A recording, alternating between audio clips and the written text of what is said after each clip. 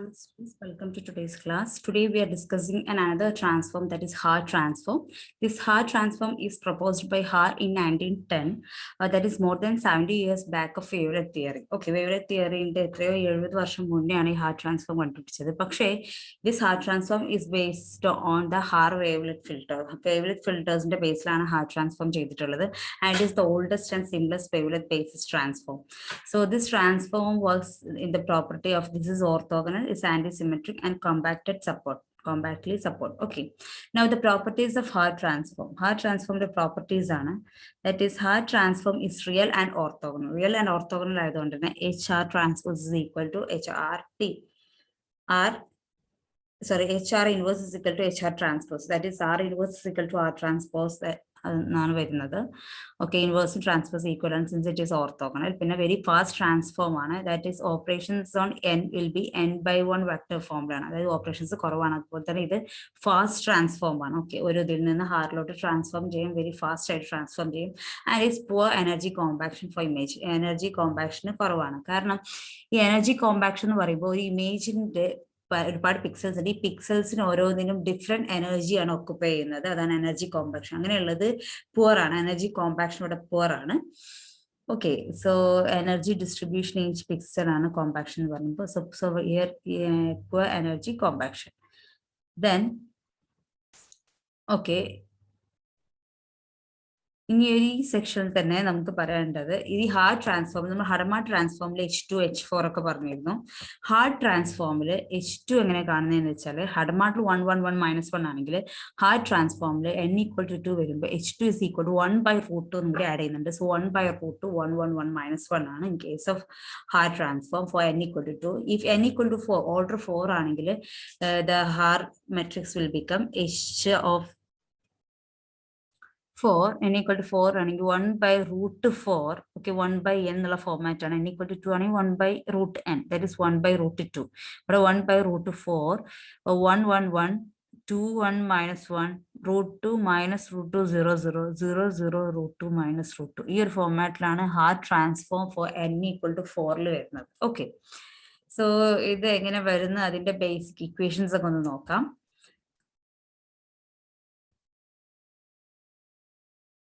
Okay, the Haar function HK of m is defined over a continuous interval of m element of 0 1. Haaril varuna elements ആണ് 0 1 -1 എന്നുള്ളത് ഹാറിൽ വരുന്ന elements. അതിലത്തെ internal okay, അതിന്റെ എമ്മിന്റെ value varies from 0 to 1. Okay, continuous 0 to 1.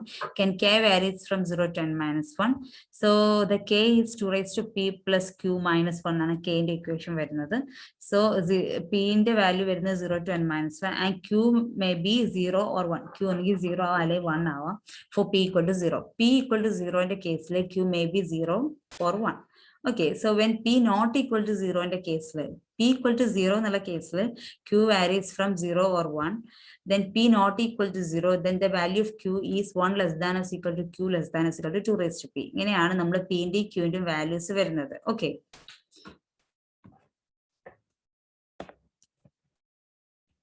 then ഇതാണ് നമ്മുടെ normal equation വരുന്നത് H of mk. അതായത് നമ്മുടെ ഹാർഡ് മെട്രിക്സ് കണ്ടുപിടിച്ചല്ലോ, H4 നമ്മൾ പറഞ്ഞല്ലോ, അതുപോലെ H2 പറഞ്ഞല്ലോ. അങ്ങനെ ഹാർഡ് മെട്രിക്സ് കാണാനുള്ള ഇക്വേഷൻ ആണ് 1/√n for m element of 0 on and k = 0. k ന്റെ വാല്യൂ 0 എന്നുള്ള വാല്യൂ ആണെങ്കിൽ k = 0 ആകുമ്പോൾ നമ്മുടെ H of mk വരുന്നത് 1/√n എന്നുള്ള ഫോമിലാണ്.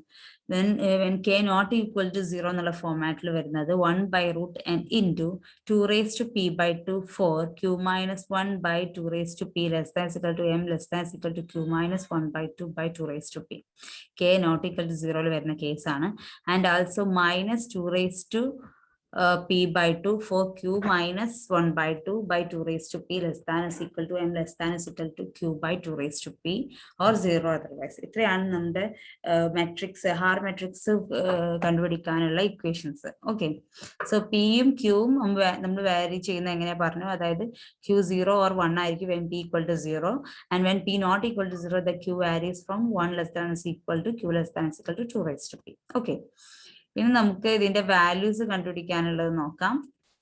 സോ step 1 നമ്മുടെ ഏതാണ് നമ്മൾ for n equal to Hart transfer for n equal to 2 ആണെങ്കിൽ that is n is equal to 2 raised to n that n equal to 1. Okay, final limits n equal to 2 ആണെങ്കിൽ നമ്മൾ 1 by root 2 1 1 1 minus 1 എന്ന് പറഞ്ഞു. Okay, then n equal to 4 എന്നുള്ള ഫോമാറ്റിലോട്ടാണെങ്കിൽ h of m comma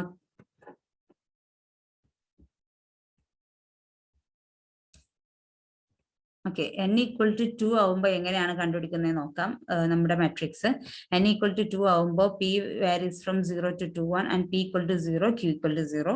so ആ ഒരു ഇക്വേഷനിൽ നമ്മൾ കൊടുക്കുമ്പോൾ so when k equal to 0 ആവുമ്പോൾ നമുക്ക് വരുന്ന 1 by root n and that is 1 by root 2 ആണ് k ഈക്വൽ ടു 0 വരുമ്പോൾ.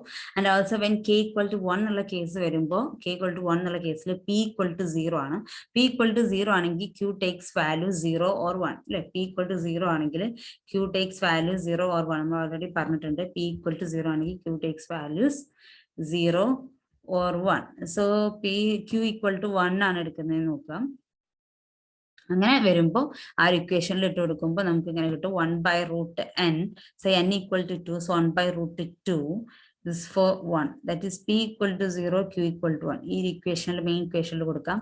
p equal to 0 എന്ന് പറയുമ്പോൾ 2 raised to 0 വരും. so it will be 1 for q equal to 1 ആണ്. 1 minus 1 2 raised to 0 it will be 1. so 0 less than is equal to m less than is equal to q will be 1 by 2. so 0 to 1 by 2 ആണ് വരുന്നത്. മറ്റു minus 1 വരും. okay, 0 to 1 by 2 then minus 1 by 2 to 1 ഇങ്ങനെ ഫോർമാറ്റിലാണ് limit വരുന്നത്.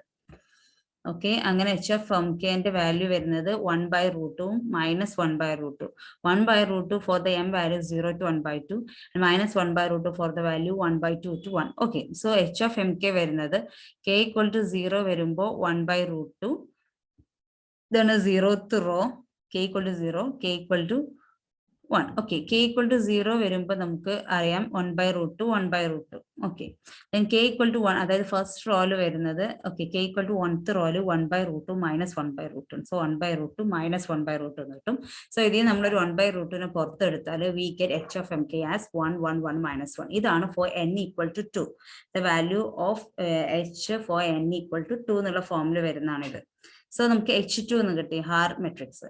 then for n equal to 4 വരുന്ന matrix കാണാനാണ് next. so n equal to 4 എന്ന് പറയുമ്പോൾ 4 equal to 2 raised to n, so smaller to n equal to 2. so k takes value 0 to n minus 1, that is 0 to 4 minus 1, that is 0 to 3. so 3 rose ഉണ്ടാവും 0 to 3 എന്നുള്ള ഫോമാറ്റിൽ. Sorry 4 rose ഉണ്ടാവും. Raw 0 1 2 3 അങ്ങനെ 4 zeros ഉണ്ടാവും. for k equal to 0 നമ്മൾ പറഞ്ഞത് 1 by root n ആണെന്ന് അല്ലേ. for k equal to 0 1 by root n ആ ഇക്വേഷൻ എഴുതാം. okay, the same equation എഴുതിയത് 1 by root n equal to 0 otherwise. okay, ഇനി നമുക്ക് k equal to 0 ന്റെ ഫോമിൽ നോക്കാം. k equal to 0 എന്നാകുമ്പോൾ ഓൾറെഡി പറഞ്ഞിരുന്നു 1 by root n ആണ്. so that is 1 by root 4. 1 by root 4 എന്ന് കിട്ടി k equal to 0. so first row is 1 by root 4. then second row കിട്ടണമെങ്കിൽ k equal to 1 ആണ്. so k equal to 1 നമ്മൾ p is equal to 0 യും q equal to 1 ആണ് എടുത്തത്. so p equal to 0 and q equal to 1. ആ value എടുക്കാനനുസരിച്ച് p ന്റെയും 0 ന്റെ values കൊടുക്കുക. so we get 1 by, okay, this is 1 by root 10. so the 1 by root 4 p is equal to 0 and so 2 raised to 0 it will be become 1. ഇവിടെ minus 1 വരും. ഇവിടെ same പോലെ q ന്റെ value 1 ആണ്. so 1 minus 1 0 0 less than m less than 1 by 2 1 by 2 less than 1 എന്നുള്ള ഫോമിൽ കിട്ടും. Okay, ഈ ഒരു ഫോമിൽ കിട്ടി. so the first row is 1 by 4 2. okay, 1 by root 4 1 minus 1 കിട്ടി. so second row വരുന്നത് first 0 to 1 by 2 വരുന്നത് 1.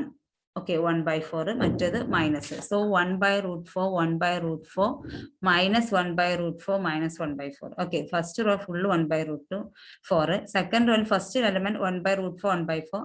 അടുത്ത രണ്ട് element minus 1 by root 4 minus 1 by root 4.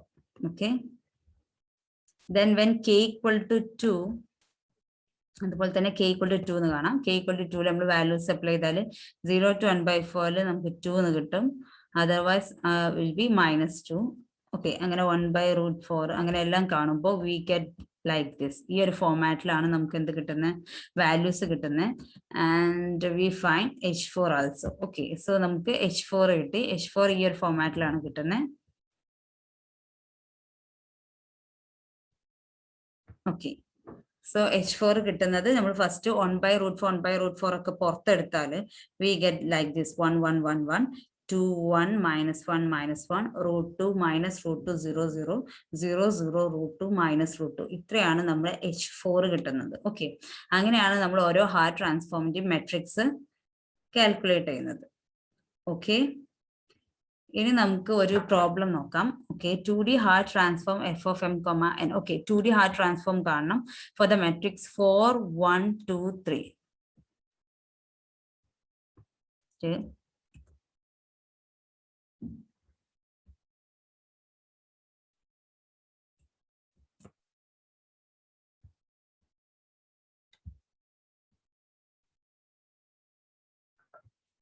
Moving to the problem, 4 minus 1 2 3 എന്നാണ്. Okay, 4 minus 1 2 3. ഈ ഒരു ഇക്വേഷൻ ചെയ്യണമെങ്കിൽ നമ്മുടെ ഹാർഡ് ട്രാൻസ്ഫോം കാണാനുള്ള equation H2 into f of m, n into H2 transpose ചെയ്യണം. H2 into f of m, n into H2 transpose. So H2 എന്ന് പറഞ്ഞാൽ നമുക്കറിയാം which is equal to 1/√2 1 1 1 minus 1. Okay, ഇതാണ് ഹാർഡ് ട്രാൻസ്ഫോമിൽ വരുന്ന hard matrix. So f of k, l is equal to okay, clear version. Okay. F of k, l is equal to, okay, 1/√2 1 1 1 minus 1 4 minus 1 2 3 1/√2 1 1 1 minus 1. Okay, ഇനി ഈ 1/√2 1/√2 multiply the we get 1/2. ഈ രണ്ട് മെട്രിക്സും കൂടി multiply the we get 4 plus 2 that is 6. Then minus 1 plus 3 that is 2. Then 4 minus 2 that is 2. That is 1 plus 3 that is minus 4. Okay, ഇത്രയാണ് നമ്മുടെ matrix. ഇത് രണ്ട് multiply ചെയ്താൽ കിട്ടുന്നത്. then 1 1 1 minus 1. ഇത് രണ്ടും കൂടി മൾട്ടിപ്ലൈ ചെയ്താൽ we get 1/2 into 5 4 8 4 minus 2 6 that is equal to ഈ 2 കൂടി ഡിവൈഡ് ചെയ്യുമ്പോൾ we get 4 2 minus 1 3. ഇതാണ് നമ്മുടെ ആൻസർ കിട്ടുന്നത് 4 2 minus 1 3. Okay, so this is the hard transform and the problem based on hard transform. Okay, that's all about today's class. Thank you. Have a nice day.